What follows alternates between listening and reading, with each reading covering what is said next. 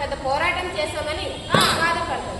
మనం వచ్చిందనుకునే ఈ స్వతంత్రాన్ని ఏ కొద్దిమంది అనుభవిస్తుంటే తినటానికి తిండి, ఉండటానికి ఇల్లు లేక కోట్లాది మంది మన భారత ప్రజలు జీవనగానే అష్ట కష్టాలు పడుతున్నారు. కష్టాలు పడుతున్నారయ్యా అంటే ఎట్లొచ్చే ఈ కరువు, ఎక్కడిది ఈ కరువు, ఎవడు సృష్టించాడు, యాడకెళ్ళొచ్చింది,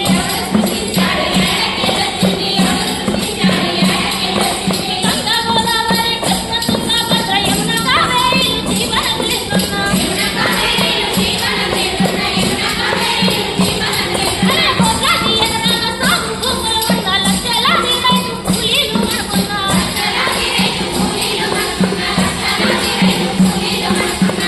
నీళ్లు లేక పొద్దులెండుడెంది భూమ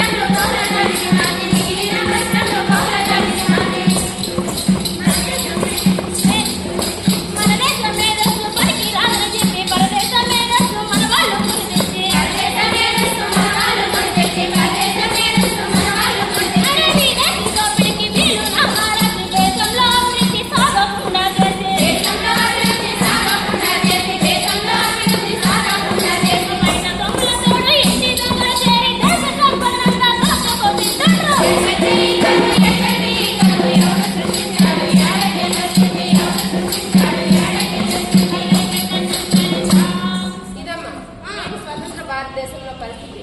నాటి నుండి నేటి వరకు సామ్రాజ్యవాద బల్లుకం పట్టు వదలలేదు. అలాంటి సామ్రాజ్యవాద దోపిడీ కోరికలను అర్థం చేసుకున్న మన రాంజీగోండు ఆనాడే పోరాటం ప్రారంభించాడమ్మా. బల్లుకం అంటే ఎలుగుబంటి కదా, అదేం చేస్తుంది? అవునమ్మా, నీవన్నట్లు అది మన అడవిలో ఉండే ఎలుగుబంటి కాదు, అది సామ్రాజ్యవాద ఎలుగుబంటి. అది ఒక్కసారి పట్టు పట్టిందంటే దేశాలు సైతం దాని పట్టు విడిపించుకోలేవమ్మా. అలాంటి దోపిడీ కోరికలను అర్థం చేసుకున్న రాంజీగోండు ఆనాడే పోరాటం ప్రారంభించాడమ్మా. ఓహో, అవునా అక్క? అయితే త్వరగా ప్రారంభించండి ఆ పోరాట కథను. అలాగేనమ్మా. మన రామ్జీగోండు పోరాటం కలిపిన మణి ప్రాంతం ఏ విధంగా ఉందయ్యా అంటే, 100 ఏళ్ల కిందటి మాటరా పాపాసు ప్రాంతము, అడవి చిన్న రాజము, రామ్జీగోండు తన రాజురా, అడవిని ఏలే తోడురా, ప్రాణానికి తమ్ముడా,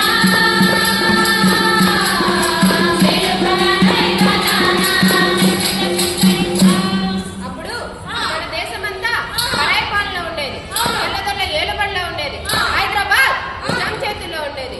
ఆ నిజాం అడవి తన సొంతంగా భావించుకునేవారు. ఆ నిజాంతో పాటు తెల్లదొరలు కూడా అడవిని తమ సొంతంగా భావించుకునేవారమ్మా. తెల్లదొరలడా చూడరా, కైవేటకు వడికి కొట్టరా, కైవేటడి వెళ్ళి పోరురా, కైవేటను చుట్టూ కొడతారా, కైవేటని లోటి తింటారా,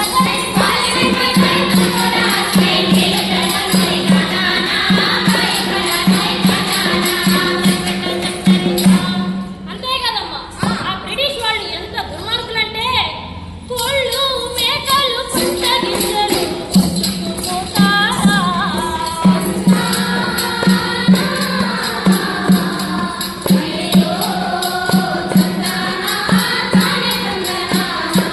అయ్యో నెత్తురు మడిగిన అడవి పిల్లిలా మళ్ళీ మళ్ళీ వచ్చరా.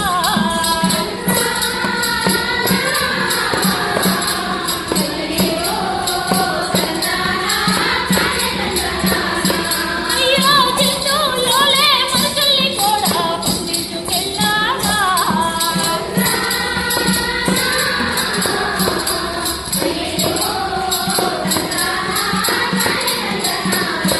అయ్యో సునీత సంతరిసా. బంధించుకెళ్ళిన అడవిబిడ్డలను బానిసలుగా మార్చుకున్నారు. వారి పొలాల్లో, వారి ఇళ్లలో వెట్టి చాకిరి చేయించుకున్నారు. వారికి పెట్టిన బాధలు చెప్పనలవి కావు. స్వేచ్ఛగా అడవిలో బ్రతికే అడవి బిడ్డలను తెల్లదొరలకు, నిజాం నవాబులకు బానిసలుగా పంపబడ్డారమ్మా. అంటే హింసించారా అక్క?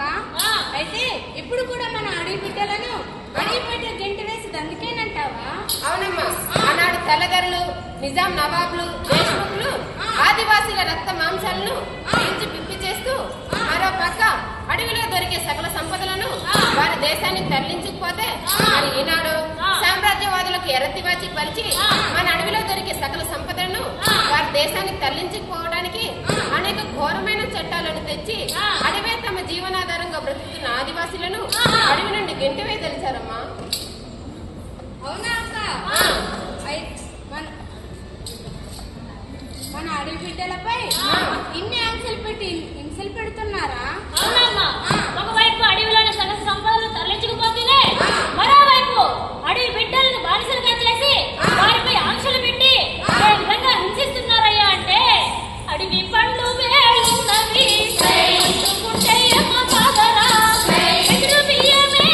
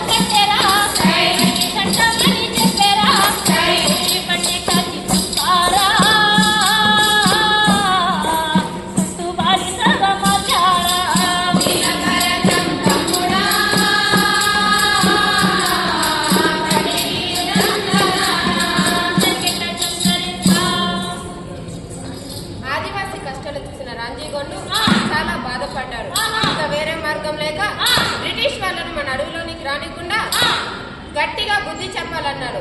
ఆదివాసులంతా కలిసి ఓ తీర్మానం చేసుకున్నారమ్మా. గట్టిగా బుద్ధి చెప్పడం అంటే ఏంటి అక్క? నీతులు చెప్పడం కాదమ్మా, వారు వచ్చేదాన్ని కాచి ఎదిరించి తరిమి కొట్టాలని ఉపాయం ఆలోచించాడమ్మా. అంతకు ముందు ఒక ఉత్తరం రాసి పెద్ద మనిషి ద్వారా నిర్మల్లో ఉన్న సిపాయి దగ్గరకు రాయబారం పంపారు తల్లి. ఏంటక్క రాయబారం? అడివి తల్లికి మేం బిడ్డలం, ఎవరి తోలికి పోమురా, నడుపుల పెట్టుకో, తోలికి రాకుండా చూసుకో. ఓ తెలంగాణ దుస్తులారా, నిజా పుష్కరులారా, యుద్ధానికి మీ సిద్ధమంటేరా. అరే ధర్మ యుద్ధము మేము సిద్ధమే, అరే ప్రాణరక్షణి ఇష్టపడము మేం, అరే గుణపాఠము నేర్చుకుంటాము అంటూ ఆ ఉత్తరం పంపారు చెల్లి. మాకు ఆ ఉత్తరం చేరిందా అక్క? చేరిందమ్మా, కానీ కానీ ఏంటక్క? ఏమని చెప్పేదే నేను చెప్పలేకపోతున్నానమ్మా. కబురుకు వెళ్ళిన పెద్ద మనిషి తిరగలేదు చెల్లి.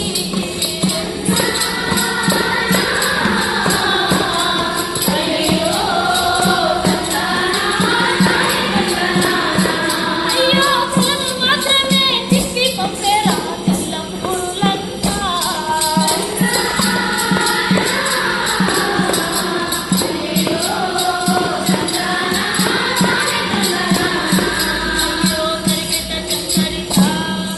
బ్రిటిష్ వాళ్ళ దుర్మార్గం మరీ ఎక్కువైంది.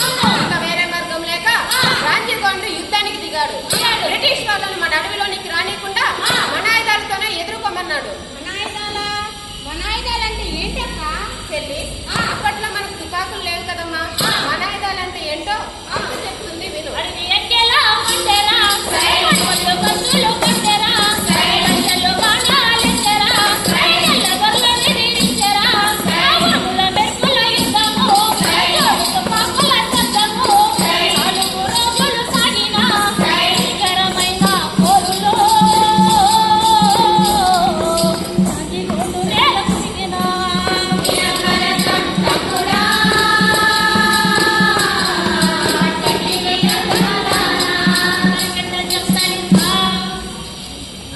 ఆ ఘోరం చూడలేని చెల్లి. భారతదేశంలో అంతకు ముందు ఆ తర్వాత జరిగిన ఆదివాసీ పోరాటాల్లాగే ఇది కూడా జరిగిందమ్మా. యుద్ధంలో పట్టుబడ్డ మన ఆదివాసులను ఏ విధంగా హింసించి చంపుతున్నారయ్యా అంటే పట్టుబడిన మన అడవి బిడ్డలను తాళ్ళతో కట్టేసి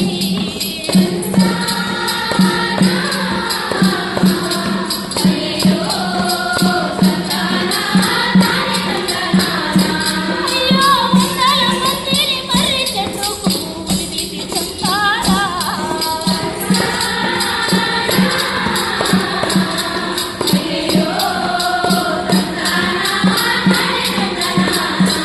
అయ్యో రాజీగొండును బయట కలిసి వేలాడదీశారా.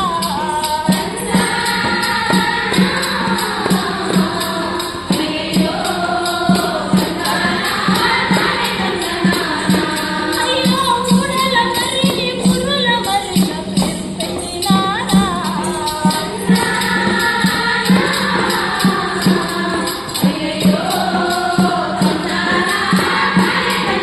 అయ్యో తిరిగిదట్టిందరితా. అలా రాంజీగొండతో కలిపి కొన్ని వందల మందిని ఒకే మర్రి చెట్టుకు ఉరితీసి చంపారు చెల్లి. అక్క ఆ, ఆనాడు జరిగిందంటా వింటుంటే ఆ. నాకు భయమేస్తుంది అక్క. భయం ఎందుకమ్మా? ఆనాడు తెల్లదొరలు కూడా మన ఆదివాసులు భయపడాలని మళ్ళీ ఎవరు ఎదిరించకుండా ఉండాలని అలా చేశారు చెల్లి. అయితే మన ఆదివాసులు భయపడ్డారా అక్క? లేదమ్మా,